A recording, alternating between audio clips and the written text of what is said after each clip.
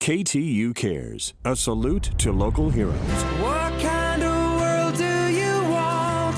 Think anything.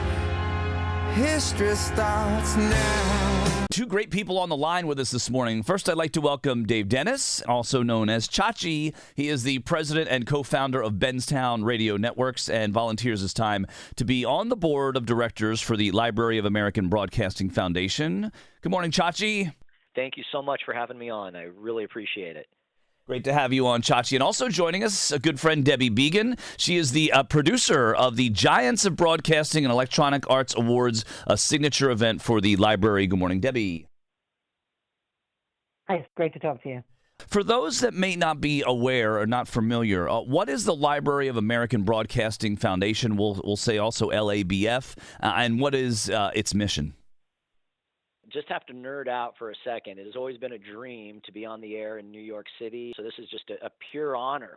So I'm very giddy and excited right now. But the Library of American Broadcasting Foundation is the philanthropic arm of the Library of American Broadcasting, which is housed at the University of Maryland. And give us an idea of for our listeners, what would they use the Library of American Broadcasting Foundation for? Basically, what we're going to be talking about today, Chachi. For sure. Our mission is to raise support for one of the most extensive U.S. broadcasting archives and preservation facilities in the country. And we make it accessible to students, educators, researchers, and even Hollywood producers. I was kind of prepping for today, and I came across this quote you may have heard of, but it's by Theodore Roosevelt. The more you know about the past, the better prepared you are for the future. And I think that's really a great mission statement for the library in general. Chachi, where do the items in the library's collection come from? You know, they come from all over the country. A lot of times it's by actual broadcast companies such as iHeart, for instance. Julie Talbot is on the board, who is at Premier Radio Networks. We get donations from engineers. A lot of air talent, such as yourself, will donate to us. But in our collection, it ranges from NBC to iHeart to ABC to the Westinghouse collection. It's really a who's who of broadcasters that have donated. Great. And perhaps you could talk to us a little bit about what makes the LABF unique compared to other media or broadcasting organizations, Chachi. Yeah, well, it's unique on a lot of levels. First of all, as part of our mission, we want to make it accessible to everyone, including students, and obviously getting younger people excited about our mediums. Television and radio is something that's really important to us. And so it's housed, as I mentioned, at the University of Maryland, and it's accessible to everyone. Actually, you can physically go in and access the library there, or you can access it online. But in total, we've got over 800,000 items.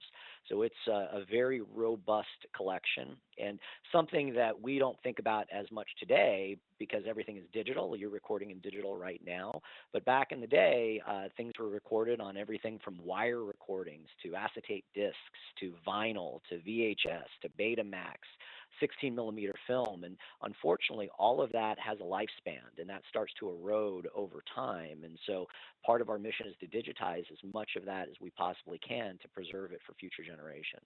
Chachi is here. He is the president and co-founder of Benztown's Radio Networks and the volunteers his time on the board of directors for the Library of American Broadcasting Foundation. Debbie Beagan is also with us. She is the producer of the Giants of Broadcasting and Electronic Arts Awards, signature event for the library. Now, Chachi, if anybody wants more information about the library and the Library of American Broadcasting Foundation, where can they go?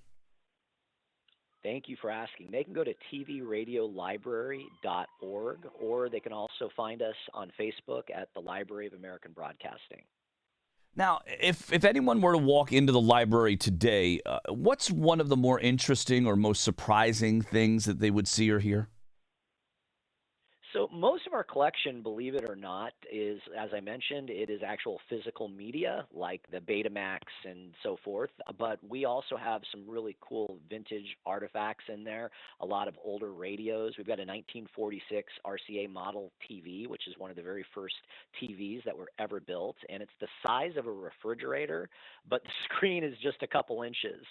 So when you think about our screens today, I was at Costco the other day, and they literally had a 77-inch television television for less than $1,000. Back in 1946, it took something the size of a refrigerator to make a screen that was just a few inches. So it's mind-boggling to see how technology has advanced as quickly as it has. Also, something that we find Amen. really interesting is that they literally used to tape on wire. So you used to record on a piece of wire like you would find in a telephone line. And so that's always really kind of fascinating to see. And my personal favorite is we have a lot of what are called QSL cards. And those were actually cards that people would send out around the world.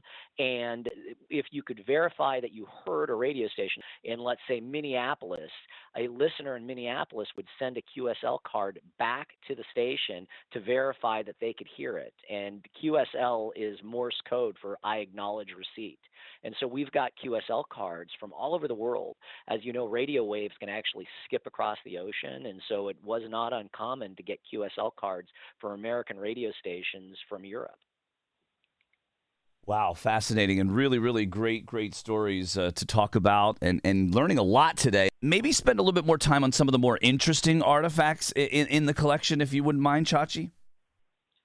Yeah, happy to do so. I'm a space nut, and I've always been. My grandfather actually worked on the LEM, which was part of the Apollo mission, and that was the part of the Apollo mission that landed on the moon itself. And so we have in the library all of the Apollo missions recordings. So everything was recorded, and all of that resides there. And so I went there just a few months ago with my father, and we dug through a lot of the Apollo mission audio and a lot of the literature. There's not only audio and video, but we have scripts. We have all sorts of different parts of what goes into broadcasting, such as the prep that you put into this show, which is really kind of fascinating to go back and find. We have all of Martin Luther King Jr.'s speeches that is there. We've got, I don't know if you know Harry K. Smith, but a very famous journalist. We have all of his journalism, not only his recordings, but also his scripts. So all really interesting stuff. We've actually been it's been utilized by Hollywood producers. Good Night and Good Luck, the producers of that movie came in to use our research. Producers from Mad Men came in. So it's used quite a bit for not only for reports and student type activities, but also for documentaries and even for big Hollywood productions. And Chachi, you mentioned movie producers referring to the library for authentic footage and scripts and context and telling stories. And you did mention a couple of them. Maybe a few more of the movies and our listeners might recognize something from the library? Yeah, sure. And I'm sure you, with as much as late night TV has been in the news lately, we have Jack Parr's total collection. So all of his Tonight Show, he was the original host of the Tonight Show. So all of his set photos and a lot of his footage is all there. And as you know, that's a hot topic and something that's used a lot for documentaries. We also have a very extensive photograph collection. So you think of certainly, again, the audio and the video that's in there, but we have over 225,000 photographs, and that ranges everything from television sets to pictures that journalists were taking in Vietnam, for instance. It is very robust, and so a lot of times those photos are used for various news pieces and documentaries that you may see on Netflix or on a streaming service. Our guest this morning, Chachi, he is the president and co-founder of Benztown's Radio Networks and volunteers his time to be on the board of directors for the Library of American Broadcasting Foundation. We'll be hearing a lot from Debbie Beagan here in the next few minutes. She is the producer of the Giants of Broadcasting and Electronic Arts Awards, a signature event for the library. But before we move to Debbie, Chachi, if people want to get more information about the Library of American Broadcasting Foundation, where can we send them? Yeah, tvradiolibrary.org is our website. That's tvradiolibrary.org. Or you can find us on Facebook at Library of American Broadcasting. We also just launched a really exciting newsletter that you can sign up for on our Facebook account or at the website tvradiolibrary.org. Or if, being on the East Coast, and I know that the University of Maryland is a few hours from you, but it's a train ride, you can actually go down there in person, which is an incredible experience. And we have a few people that work in the library that do an amazing job of curating it that would always be happy to give you a tour. Great. Okay, Debbie, can you tell us about some of the Library of American Broadcasting Foundation signature programs and events that are coming up? Certainly. So our biggest and most prominent event, 22nd Annual Giants of Broadcasting and Electronic Arts Awards. And that honors individuals and institutions whose contributions have shaped the industry.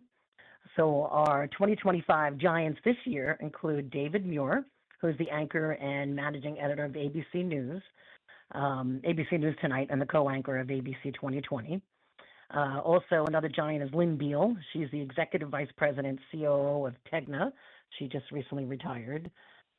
Rick Dees is a big legendary radio icon, you may know, and entertainer. Probably familiar with his streaming stations on iHeartRadio. You know, Rick Dees, the Top 40 and Classic Top 40. Absolutely. Yes, yes. So we also have John Fiore Jr. He's going to be a giant. He's an esteemed communication attorney and a trusted advisor within the industry. Of course, Dick Ferguson. He's a distinguished radio executive and retired EVP of Cox Radio Group. They have a whole bunch of stations all over New York and across the country. Gary Sandy. He's an acclaimed stage and screen television icon, most recognized for his role as Andy Travis. You remember WKRP in Cincinnati? Absolutely. How could we forget, right? Love it. Right. He was a producer on that show, so that'll be fun. And last but not least is Leslie Visser. She's our Hall of Fame sportscaster and the first woman inducted into the Pro Football Hall of Fame. We're also celebrating NBC's upcoming anniversary of 100 years of broadcasting, and accepting the award for that will be Meet the Press moderator Kristen Welkert. So this is top-notch bunch of individuals, and really exciting milestone for NBC. It's going to be amazing. Debbie, give our listeners an idea when this year's Giants of Broadcasting event is and everything that goes on. Sure. So the lunch is going to take place Friday, November 14th at Gotham Hall in New York City.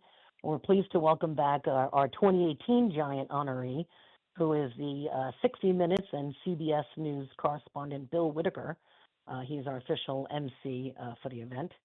And we're super grateful for ABC News and Tegna because they are our biggest leadership supporters and our diamond supporters for the event. So we're excited about that. It's a phenomenal event. It's at Gotham Hall, and it really is a who's who of broadcasting illuminati, and in a wonderful event that helps a terrific cause. Great. Excellent. Debbie, where can we learn more about the past Giants and things like that? Do we go to the website, or is there a specific area, the one that Chachi mentioned? Yes. It's the same website, the tvradiolibrary.org. There's about 262 Giants on that website.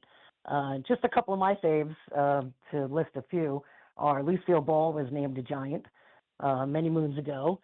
George Burns was on that list. Marion Ross from Happy Days. Of course, Ryan Seacrest, the man who never sleeps.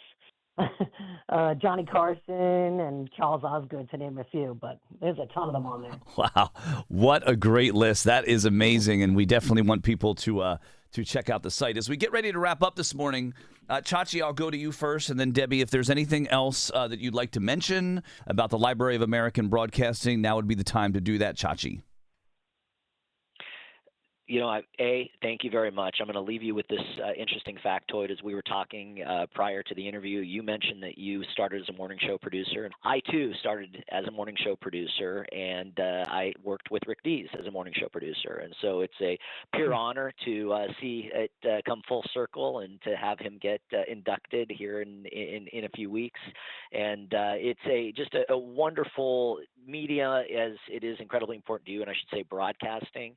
I think that our mission in preserving what all of us, including yourself and everyone at the radio station, iHeart New York, does is so incredibly important. And so I thank you again for taking the time to highlight this event, and I hope that if you're interested in coming to it, again, tvradiolibrary.org, or find us on Facebook at the Library of American Broadcasting. Great, Chachi. So much. Thank you so much. And Debbie, any closing words from your end of it about the Giants of Broadcasting and Electronic Arts Awards and things like that?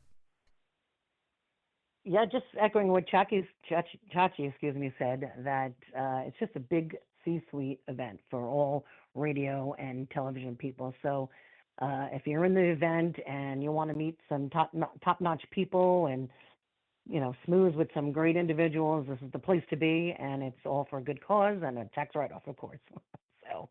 Excellent. That certainly helps. Definitely. Chachi, co-founder of Benztown Radio Networks, and volunteers his time to be on the board of directors for the Library of American Broadcasting Foundation. And Debbie Beagan, the producer of the Giants of Broadcasting and Electronic Arts Awards, a signature event for the library. Thank you both for joining us this morning. Thank you. That was great.